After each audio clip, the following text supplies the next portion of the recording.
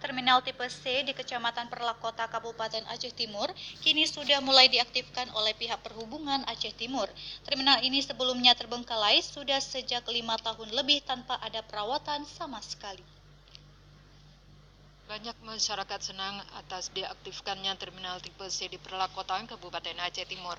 Pasalnya sejak diaktifkannya terminal ini, banyak warga sekitar atau pedagang bisa mendapatkan keuntungan dengan berjualan di sekitar terminal tersebut.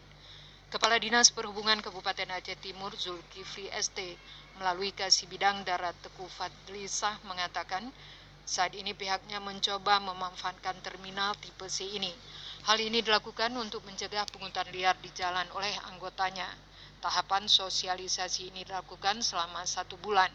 Jika nantinya masih banyak kendaraan yang belum mematuhi aturan untuk memasuki lintas terminal, maka pihaknya akan menindak sesuai aturan yang berlaku. Sejak 2 minggu diaktifkannya terminal ini, banyak kendaraan yang sudah mematuhi aturan. Selain itu, pihaknya juga melakukan penindakan terhadap angkutan umum barang yang masa traiknya sudah habis akan diperpanjang kembali. Jika ada pengendara yang nakal, maka pihaknya akan menilang sampai proses persidangan. Dari Aceh Timur, Said Maulana, kontributor TVRI melaporkan.